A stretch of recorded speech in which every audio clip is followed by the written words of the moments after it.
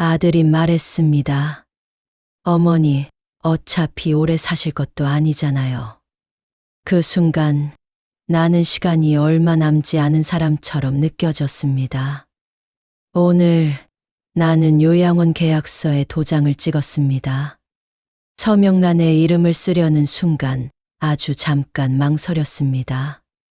손이 떨린 것이 아니라 마음이 잠시 머뭇거린 것입니다. 아들이 조용히 말했습니다. 엄마, 여기 시설 좋아요. 간호사도 상주하고. 어머니, 이제는 저희가 책임지겠습니다. 며느리도 웃으며 말했습니다. 집은 저희가 정리해 둘게요. 정리나는 웃었습니다. 고맙다는 뜻이었습니다.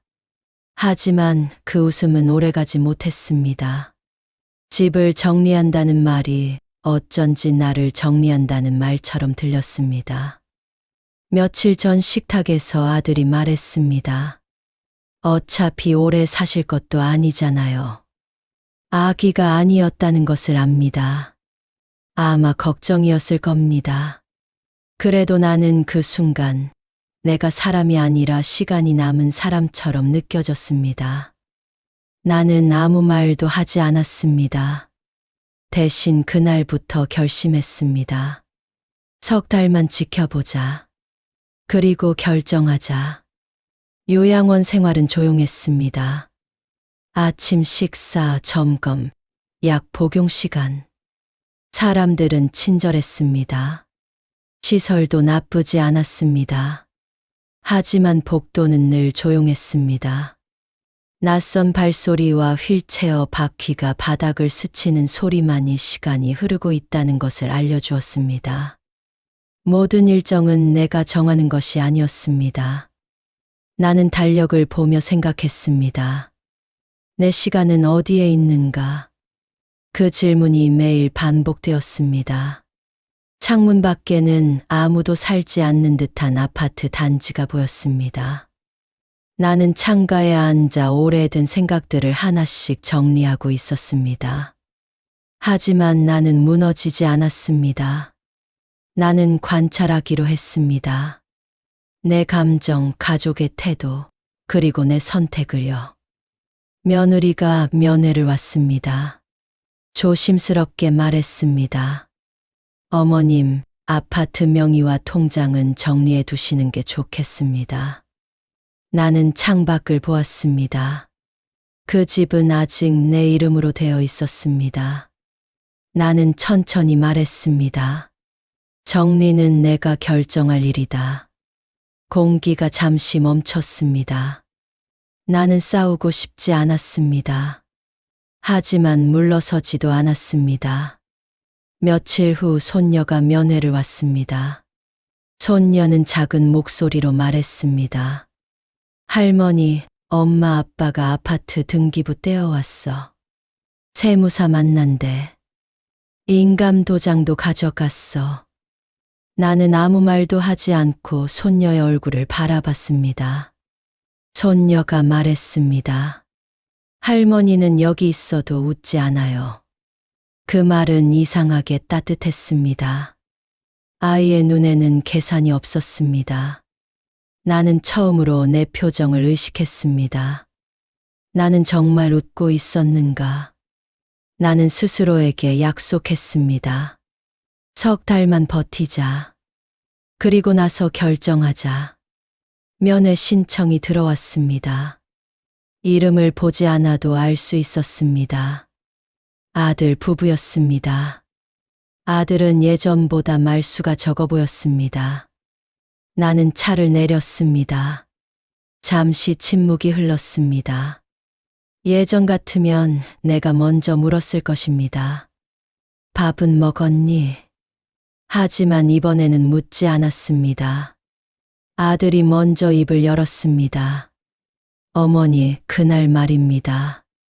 나는 그 말을 알고 있었습니다. 그날, 문틈 너머의 말. 아들은 고개를 숙였습니다. 어머니가 쓰러지시면 제가 아버지처럼 버틸 수 있을지 자신이 없었습니다. 나는 그 말을 처음 들었습니다. 남편이 병상에 누워있던 시간, 밤새 산소통을 붙잡고 숨을 새던 날들. 나는 버텼습니다. 아들은 지켜봤습니다. 아들이 말했습니다. 돈 때문이 아닙니다. 병원비도 겁났지만 제가 무너질까봐 더 무서웠습니다. 며느리가 옆에서 조용히 말했습니다. 어머님, 저는 솔직히 겁이 났습니다. 제가 감당 못할까 봐요. 나는 그들의 얼굴을 보았습니다. 계산하던 얼굴이 아니라 지쳐있는 얼굴이었습니다. 나는 물었습니다. 그래서 나를 보낸 거냐? 아들은 고개를 끄덕였습니다. 어머니를 지우려던 게 아닙니다. 나는 천천히 말했습니다. 하지만 나는 지워지는 기분이었다. 아들은 아무 말도 하지 못했습니다. 창밖에서 바람이 지나갔습니다. 나는 오래 생각했습니다. 그들이 계산한 것은 돈이 아니라 두려움이었는지도 모릅니다. 그러나 두려움도 상처가 됩니다. 두려움으로 한 선택이라도 그 결과로 생긴 상처는 진짜입니다. 나는 가방에서 서류를 꺼냈습니다. 아파트 등기부였습니다. 아들의 눈이 흔들렸습니다. 이거 정말 팔 생각이십니까? 나는 말했습니다. 그 생각으로 석 달을 버텼다. 잠시 정적이 흘렀습니다. 아무도 오지 않으면 정리하려 했다. 아들의 얼굴이 무너졌습니다. 죄송합니다. 나는 고개를 저었습니다. 사과는 쉽다. 그리고 덧붙였습니다. 버티는 게 어렵지. 석 달이 끝나갈 무렵 나는 가족을 불렀습니다. 아들은 긴장한 표정이었습니다. 나는 말했습니다. 나는 아직 내 선택을 끝내지 않았다. 하지만 결정은 내가 한다. 방 안은 조용했습니다. 그때 아들이 말했습니다. 엄마, 아파트 매매 계약서 썼어요. 내 동의 없이 잔금 전이에요. 명예 이전만 되면 위임장도 만들었습니다. 내 서명을 흉내냈니? 아들은 말했습니다. 법무사가 돌려보냈어요. 본인 확인 안 된다고. 나는 천천히 말했습니다. 그래서 날 여기 보냈구나. 아들은 고개를 떨궜습니다. 시간이 필요했어요. 회사 자금이 막혀서. 그래서 어미 이름을 썼니? 며느리가 울면서 말했습니다. 어머님, 죄송해요. 고소하셔도 할 말 없습니다. 나는 말했습니다. 고소하면 내 남편 인생 끝난다. 나는 화가 났습니다. 하지만 그보다 더 깊은 곳에서 슬펐습니다. 이 아이를 내가 키웠는데. 며칠 후 나는 다시 아들 부부를 불렀습니다. 아들이 말했습니다. 엄마 계약 파기하려면 위약금이 커요. 나는 물었습니다. 집 팔 생각 완전히 접어지니? 네. 나는 말했습니다. 서류 가져와라. 내 앞에서 찢어라. 아들이 서류를 찢으면서 울음을 삼켰습니다. 나는 그것을 지켜봤습니다. 나는 남편이 남긴 통장을 내밀었습니다. 이건 내 아버지가 남긴 거다. 이 통장에 있는 돈으로 내 빚부터 정리해라.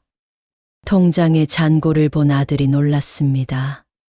엄마 정말 고맙습니다. 나는 다시 말했습니다. 그리고 남편이 남긴 상가, 건물의 월세 통장을 테이블에 올려놓았다. 아들이 물었다. 무슨 상가요? 매달 이렇게? 왜 말씀 안 하셨어요? 나는 말했다. 말하면 더 빨리 나를 정리했겠지. 나는 덧붙였다. 이건 주는 게 아니다. 빌려주는 거다. 아들이 말했다. 네. 아파트는 그대로 둔다. 며느리가 말했다. 네, 어머님. 명심하겠습니다. 나는 마지막으로 말했다. 다시는 내 이름을 흉내내지 마라. 아들이 고개를 숙였다. 엄마, 죄송합니다.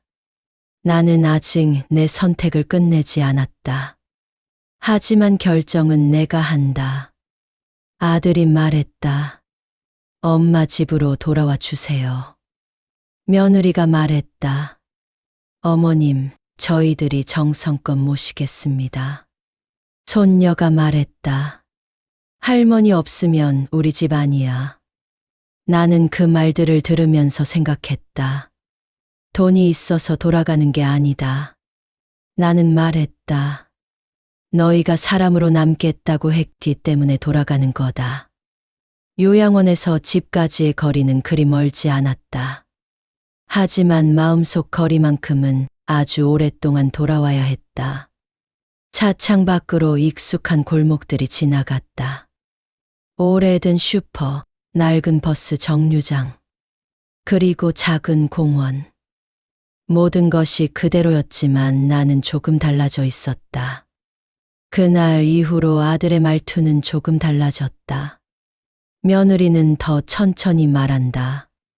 손녀는 나를 바라볼 때 조금 더 오래 웃는다. 하지만 나는 더 이상 시간이 남은 사람이 아니다. 나는 나의 선택을 기다리는 사람이다. 사람들은 종종 말한다. 나이가 들면 사람도 정리된다고. 하지만 나는 안다. 사람은 서류처럼 정리되는 존재가 아니라는 것을. 나는 아직 살아있는 기억을 가지고 있고 지켜야 할 마음을 가지고 있다.